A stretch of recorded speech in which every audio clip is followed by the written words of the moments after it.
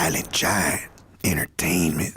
I'm ready when you're ready. You ready? You know how we do, baby. Somos Pocos, pero Locos, Latin hip-hop at its finest, Big Bad Network. Your homegirl, Khool Aid. I'm going to let you introduce yourself.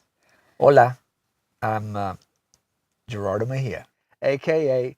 Rico Suave. Yeah. Did you see I got all geeked out, fanatic? You did I got all nostalgic, got my Bill and Ted. Oh, shoot, over there. You didn't Yeah. even I didn't notice, look doggy. I'm sorry. I was blinged out by the big chain. By the chain? Yeah, you know how I do. I always got to keep it, fresh Good. for the streets, especially in this world. It's not easy to stand out in this new world order, homie. Oh, my. Like, I don't even think your hair extension would do it now. Oh, man. It's so funny. Still to this day, people are like, dude, was that your hair? I'm like, come on, that's a 25-year-old question. Right. Let it go, please. Right.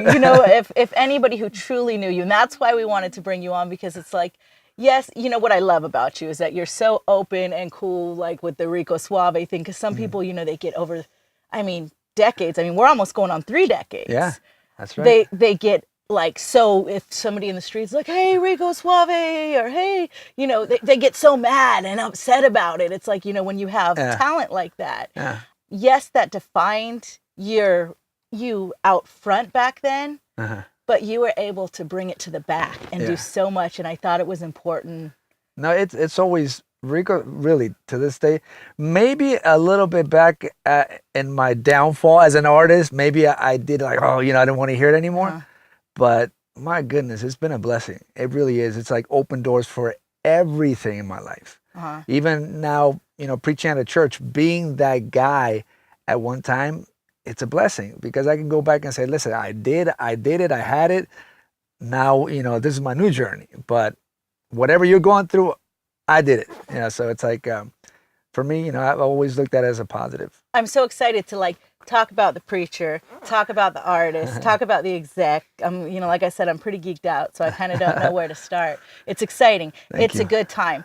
First, I want to talk about, let's talk about the artist first. Okay. And you didn't it's not like, okay, I'm going to be a singer. You were acting was your start. Yeah. Now break it down how the acting translated. I know you've been telling this for decades, but there's a lot of young Latinos that don't know the story and don't know the history. Well, I actually, before the acting, I was a popper blocker, not a breakdancer. But from LA, poppers came out of LA, and so that I was in a couple of movies. You can see me in the background. You can see me as an extra here. I loved it. You and Jekyll and his brother were out there doing your thing together. Yes. You're talking about some OGs right now. All of them. Well, I used to see them all the time. We used to go to clubs when in the stage would be Ice-T rapping, and I would see Run DMC come one weekend. There was a place called the Radio where all that started, and I can say I was a part of watching that happen and people taking off from there.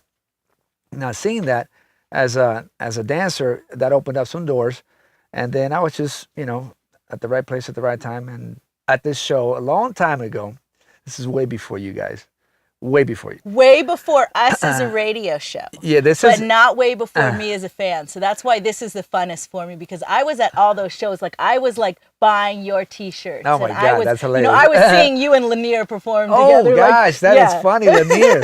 Yeah, I did go on the road with them when we were doing promotion. Yeah, they were from Miami, right? Yeah. I remember Lanier. They kind of had the long hair too. They had the long hair too. Yeah. I was such a little music groupie. I knew I wanted to be a DJ back then. That I at one of the shows had a piece of Lanier's gum. It was one of the ones my I did. God. I still have it on the back of the picture. I can't tell you how much funny. Your merch I had. Oh my God! It started out in a show called Dance Fever, right?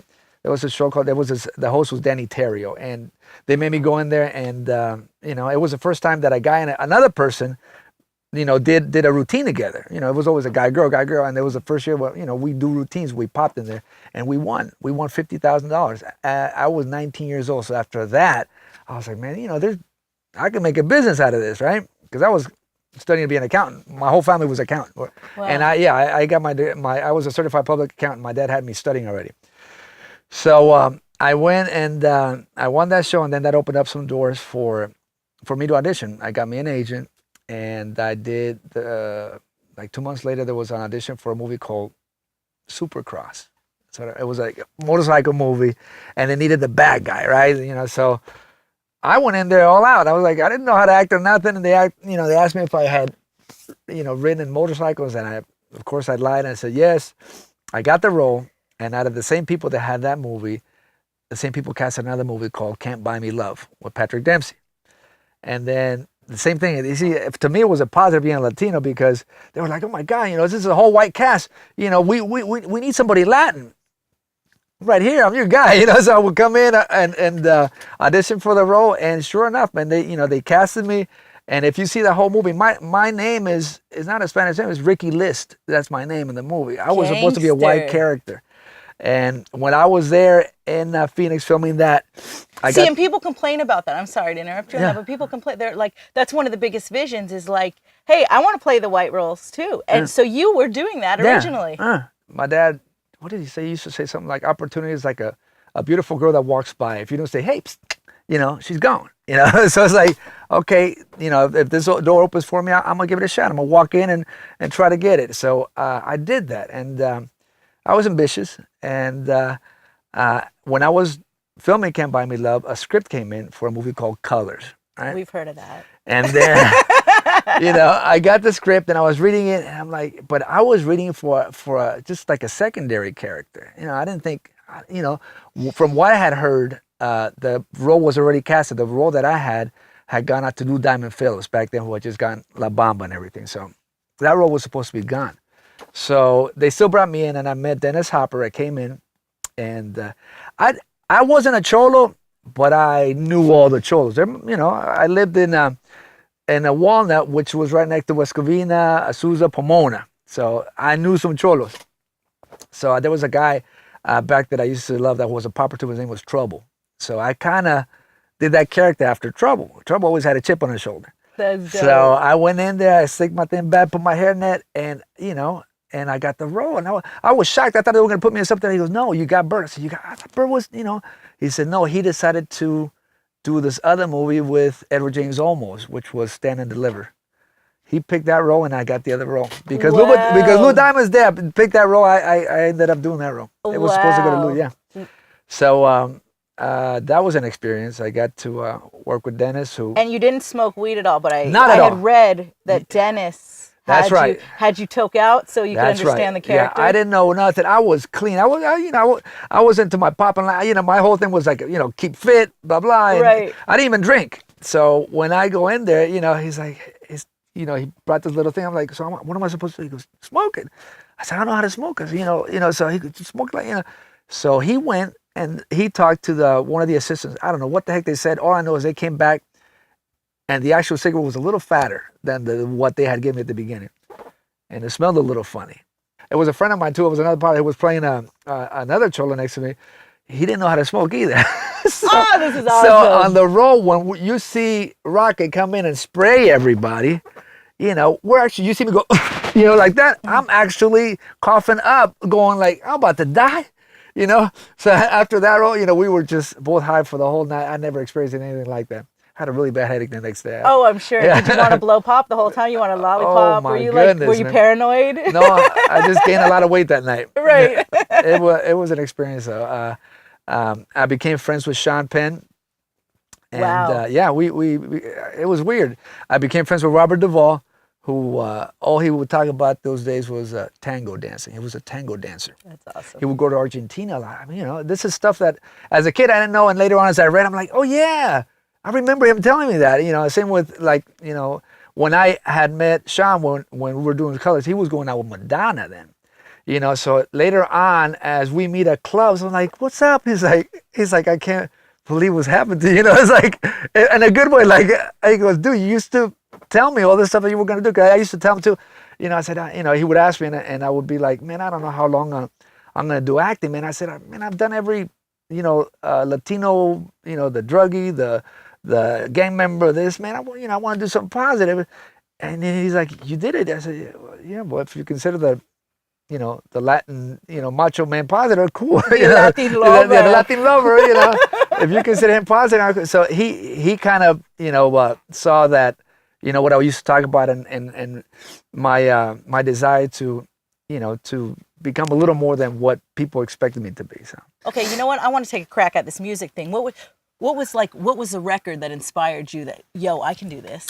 Well, I used to love, like, man, I used to pop, at all the, whatever. A chance I got, to this day, you see at a club and I see somebody get out and start popping, you will see me in that circle. Oh, don't play, because I'm gonna put you up. I'm gonna make you show and prove. You will see me in that circle, get out, and whatever's left, I'll put it out there. I wanted to, the show that I was all around, right? I was an actor, I was a dancer. I needed to be on stage, and I put a band together. There's footage of this. I don't know where it's at. Somebody's got this. I had a band, and it was Rastafarians, and I had Rico Suave already done then, but it was to another beat, and I experienced the thing of the girls in front of me, wanting to see me. So after that one, I was like, oh my God, I'm gonna do some more. And these are little shows that I would. And this was all with the Rastafarian band? Yes. For a while, I would do like a lot of shows all around the clubs for free because I just wanted people to see me. Nobody was going to pay to see me yet. Nobody. So I went out there, and the right people, man. Once again, the right people was that they're there. I had met then my lawyer, who was my friend to the end. He passed away like 5 years. His name was Peter Lopez, and he saw me there, and then he had told me about this producer who was Michael Sembello, who he managed to put these songs, make them right. So as soon as I got those songs put together, he took me to a person that was opening up a record company, who was Jimmy Iovine. Interscope was not even. It wasn't all together yet. Mm-hmm. So I was at Michael Sembello's house, and Ted Fields, by the way, was the guy who had financed Interscope. Ted Fields came from the Marshall Fields from Chicago Tribune. Marshall Fields, what you see, like the big clothing stores and all that stuff. So he was a multimillionaire who. So Marshalls, yeah, which is not Marshall. So he was the guy who had inherited something like $600 million or something like that, and he wanted to get into the Hollywood business. He had done a couple of good movies, which was Revenge of the Nerds and all this stuff. And then he said, man, I want to do music now. So he got together with Jimmy, and they decided to open up Interscope. So when I met them, I have them in front of them, I'm like, I didn't know what was going on. So did they have any artists on the roster at this time? No, just a lot of ideas. Okay, and again, we are talking about Interscope Records. Yeah. Jimmy had came and said, listen, we're a new label, and, we're really interested. And at that moment, they came at me because MC Hammer had blown up. Vanilla Ice was, coming up big time. There was a big Latin void. Like, there was no Latino at that moment to do that pop thing crossover. So they looked at me and was like, you're going to take this, you're going to come and be our guy. You're going to represent the Latin people. So I was like, okay. And what responsibility? I didn't. You didn't even know it was responsibility. I didn't even know what responsibility. I was just like, okay, I was like, we're gonna do a video. Oh yeah, great. Oh, look at this fool's car. Yeah, exactly. Oh, we're going. I had seen MTV so many times. I used to look at it and go, my God, man, look at that dude, man. He's got all the girls, and he's driving this dope ride, and and he's got this, and he's got the fame. And so I'm like, this is my opportunity. So now at that moment, I'm going to get all the chicks and money. That's right. Yeah, that's right. At that moment, though. How old were you? 23. I wasn't that young when I started. People always think like I started out younger. No, I was 23 when I started out younger when it was movies and stuff, but the rapping thing came in later. So now at that point, when that deal came in, another deal came in from Island Records. And it was about, going back and forth. And I remember Peter saying, Gerardo, listen, don't think about who's established right now. These people really believe in you, and you're the first artist, which means they can't come out. They're going to put everything into you, and they're not going to come out soft. And I said, okay, I'll go with that, And then, so I signed with Interscope before Interscope was even Interscope. I was signed to them, and then, sure enough, the offices, their offices used to be on Westwood. It was this building that Ted Fields used to own, and they put us in there. There were only 8 people working there. And I remember it was Lori Earle, the publicity. It was John McClane, and oh my gosh, Sylvia Rohn. Wow. Sylvia Rohn worked with them because whenever I went, when it was overseas, she had another company that distributed us through. Interscope was only U.S. at that moment. Sylvia Rohn handled me outside, and believe me, I went everywhere. She put me everywhere. I toured the world with that lady. She was great. I became their first artist. And so the initial song, when you guys re-recorded it, yes, like the direction of sound, like who was in that room when you were redirecting the sound and the style to make that song mass appeal? Michael Sambella had some people under him, and that remember that it was an old sample from an old record in from Venezuela called Chamo Candela. I used to like I like salsa music, salsero. I used to in Ecuador we used to listen to that a lot. So that I sampled. By the way, I became later on I got sued because 1990, man, in 1991, I didn't know better than to use somebody else's stuff. I got sued big time, and I had to give up a lot of publishing off of it. But that was the thing that made that song, and sure enough. The ladies would disagree, but go ahead. Well, there you go. Yeah, it's funny you say that because they used to tell me that. He goes, "Hey, man, your persona is bigger than your music. Remember that?" I'm like, "No, my music, I used to fight for them. I was like, "No, your persona is bigger, dude." That's awesome. I opened up for the New Kids on the Block when they used to fill up 70,000 people arena. I was at those shows. I had the phones, the pillows. I'm trying to see how that transition, like how you made me sell out from wanting to be Special K. Now I get it. You were the popper. That's when I wanted to be Special K. Then you came in and, you kind of took me to the dark side. You took me to the pop side. You took all of us to the pop side with the music. Okay, so let me just recap real quick for the youngsters that are like, oh my God, this is so much information and that didn't even know who half these people were. To me, this is like, these are cherries. I love this. This is brain power. His record was the first record on Interscope Records. This is a Latino. And I don't know, I mean, I'm sorry if I'm making you uncomfortable, but I want everybody to know that a Latino was the first record that broke Interscope Records. Yes. Now, I want to jump forward a little bit and then maybe jump backwards, but I need to jump forward because I think you brought up an important part and something that we've got to see happen where it's like, the flavor of the month. It's like, part of the year, it's like, oh, the Latin thing, this is a thing, this is what we need. And then they say we don't work. That's right. And then they reevaluate the situation and realize how important we are. That's right. Can you explain this revolving mentality a little bit as an exec, which we still need to go into because a lot of people don't know your exec side? Well, I think a lot of times, even in the executive chair, it's a revolving chair. You get new guys every so many years. A new person comes in, as another person you got to convince, So as an A&R for a long time, I've gotten to having to do that, the numbers game. Look, we represent so many people here. Look, on our own, showing them the people that just sell the records underground, which are probably making more money than people that are being put out, right now through iTunes or whatever it is that's out there as far as labels left. I have to do that run, that show and pony, all the time saying, look, it's worked before. They're not going anywhere. Number two, that I always have to prove to them is that the Latin people, we're faithful with our artists. We stick to them,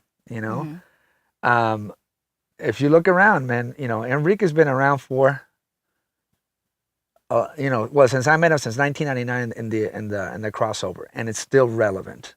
You went on to be an A&R at Interscope, and you can safely say that you brought Enrique to the plate. You brought Bubba Sparks to the plate. Yeah. When I went to Interscope, and I want to say this too because Jimmy was real good with me at that time. Yeah, because he held on to you, like he kept you with him, like you guys stayed together. There's very few people that. I mean, it would have been nice if he invented beats with you. But oh my God, wouldn't that have been great? Wouldn't that have been nice? No, he kept you. You were his dude. As artists, it's tough to let go. and years trying, so many albums that I put out in English and Spanish, and people don't know about because you didn't hear them. I was, I was stressing out and keeping a lot of quality time for my family, trying to make a comeback, and I couldn't. Until one day I went back to them and I said, "Listen, man, I said, as an artist, I'm done.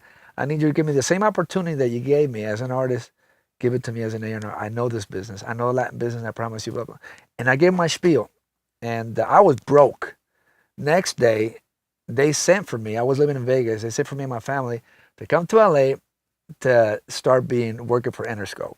And 6 months later, I signed Enrique to Interscope. And we sold, in the first 2 albums, close to 20 million copies. So I kind of, it was like a favor. And then I said, like, I returned, Oh, you returned that favor. Yeah.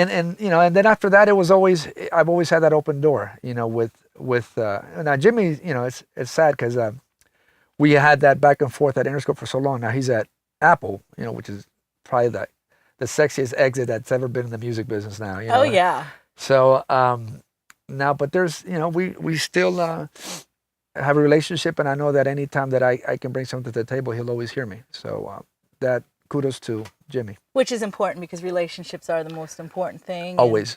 And, looking out for people. I think you've spent a lot of your career too putting people on and looking out for people.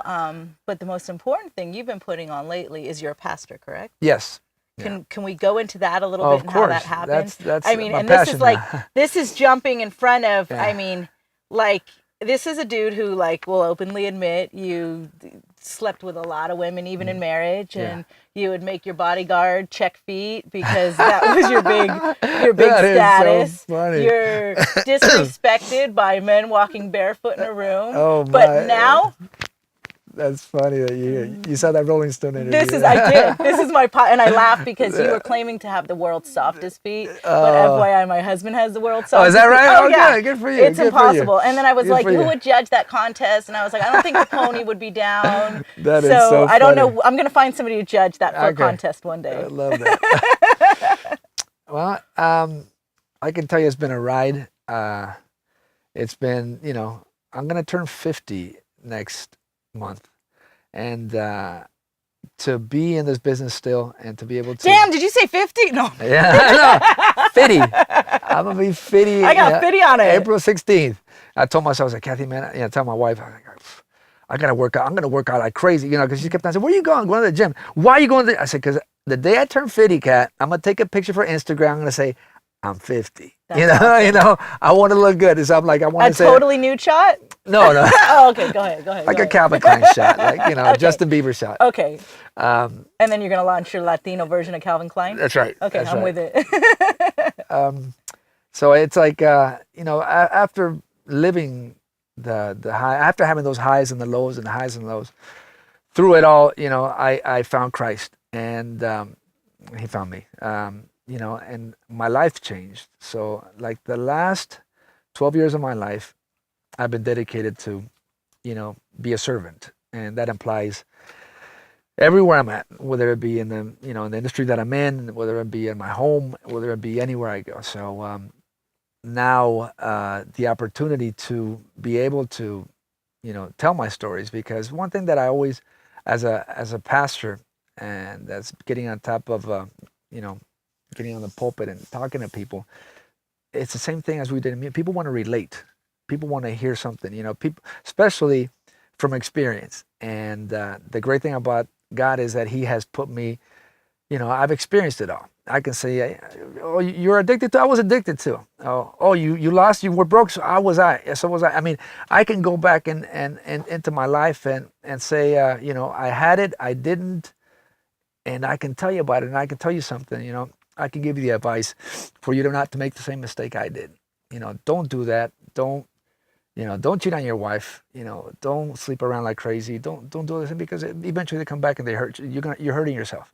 And by getting on the pulpit and being able to give my testimony and to tell people, I think that's where God has led me all these years. All this stuff that I've live, that I have been able to enjoy and to, you know, endure pain, is because it was for what I'm doing now. You know, I love, you know, I love the young people. You know, I always told my wife, I said, I ain't hanging out with your friends. I'm hanging out with the young bucks because I want to stay young, you know, and I want to relate to them. And it started out 8 years ago in my house in Chino Hills. My pastor was giving Bible studies, and one day he says, okay, I'm out. I said, what do you mean you're out? He goes, it's on you. You take over. I said, Pastor, I said, I don't speak. You know, back then I wouldn't even speak. I was not. Before in interviews, I was terrible. Please look back at my stuff. You will laugh. I was terrible. You interviewed me, you got 3 words, and they were terrible. So he started telling me that I had to take care of the flock, of the people that were coming. And it was just, you know, some couples in, and little by little, my daughter started bringing in her friends. To hear, I mean, and that's telling, to hear her dad speak. Exactly. At what age? I mean, what age was she? Who's doing that? You know, and she would bring her friends, and, you know, and I always told her too. I said, well, you know, if you're going to bring your little boyfriend, you better come to Bible study. I want to meet him. And I want to make sure that he's a good kid. And, you know, and I wanted him to know that, you know, this is where we stand as far as, you know, dating, or, you know, even want to go see a movie. I had to meet the guy. So the kids started coming. To one point, we had like 80 to 100 teenagers at my house every Tuesday night. My wife cooking for everybody. And I went, wow, this is, you know, this is the most powerful thing you've done. I can't, you know, you can't compare. It's like, you can sell, you know, whatever, millions of records. You can. How many records did you sell? Of the first album, 1.6 or something like that. If you add it up. I was always say, I added up the territories in Europe, and then you start going through that. But yeah, about 1.6. I didn't, you know, I never did the numbers. Again, I never did those numbers like Vanilla Ice did and MC Hammer did, because again, my persona was always bigger than my music. My shirts, would I do BVDs, you know, would I do Color Me Bad, CSC Music Factory? My merch was nice. I mean, I'm not trying to start beef, but I never bought, I like Color Me Bad, but I never bought their t-shirt. There you go. Thank you for buying mine. But we do have to give BBD props, because I did have the 2 different boots on. Yeah, there you go. The one pant leg cut. Yeah, exactly. I mean, y'all really did twist us up. So you were successful on the exec end, on the artist end. Now, all of a sudden, it's like the whole Latin boom revolved again. And I loved this when I was reading this article, because it's like, somebody might say, that's what they think. When they think of Latino, they think of corporate America, thinks Rico Suave, and they look for you. Yes. And so when the whole spiel came out about this was the next wave, what happened then on the visual end? Well, it was, you know, corporate America brought out, you know, I saw it on Variety. The numbers for Univision are killing the numbers for, you know, all the big networks we're talking about, NBC, CBS, on telenovelas, which cost, you know, maybe $200,000 an episode. And, you know, you got a show like Empire that's, you know, it's like, I don't know how many millions it is per episode. So the conglomerate said, we're going to get into Latin business. And the next couple of days, man, I started getting all these emails, you know, on Facebook. I didn't have no management or anything. You know, my side as an artist was kind of done. I had my ministry, but I never thought I would come back and, you know, do TV or anything like that. And a lot of production companies wanted to sit down. So I sat down with them, and I was like, can I ask you something? Why are you coming to me right now? You know, he goes, well, this is what happened. We had a big meeting with the big bosses, and there was this big table, and the big boss said, you know, we got to get into this Latin business. Where's Rico Suave? And that's why they came at me. I mean, once again, that those 2 words that at one time as a kid, I thought would, you know, it was just fun to put out. And at one point in your life, killed you because you didn't want to heir it anymore. You wanted to be something new. Yes. Was laying the foundation for new. Exactly. And I was like, man, I said, I can't believe it. You know, it's like another opportunity God brings to the table. Now, when that opportunity came, I don't know if you read, but, you know, my wife and I, we were going through some troubles. And, you know, I was debating whether I was going to leave or stick around. And this TV show came, you know, this opportunity. And I looked at it as, God, you know, now I really have to stick around. You know, we're going to film the next 6 months. I have to be there every day trying to make things work out. And I have to keep my family together, yet alone represent family values on TV. the biggest network, or the biggest station. in pop culture. It was tough for me because, like I said, I was at a point in my life where I didn't know what I was going to do as, you know, as a father, as a husband. You hear a lot of, you know, these, that through reality shows, you know, there's always breakups. You see it all the time. You see reality shows, you know, broke up so-and-so, the Hogans, the this, the that, you know, so-and-so's getting divorced. The Kardashians right now. This reality show brought us together. It did. I was like, super dope. and I was like, you know, I mean, what's more blessed than to be able to wake up every morning with your kids, to work with them all day long, to be funny, to put out there, you know, we were real. You know, one thing I said to the production team, the reason I became executive producer is like, listen, this is my family. If we're ever going to do anything, you know, we're not Flavor Flav. I said, we're funny, but we're not going to go out there and do stuff that we really don't do. I said, yeah, we have our faults, you know. I want people to know the truth. And you know, if this can help somebody else out in the long run, hopefully it does. And, you know, our whole thing was about unity, about fighting for the family. If you see the, you know, from beginning to end, it's a coming together. You know, we were at a place that was tough, and we came together. I can tell you now, I've never, you know, been so happy with my wife, with my kids, with television, because now that's kind of your new passion. Yeah, and you know, television now, it's like the opportunities in it.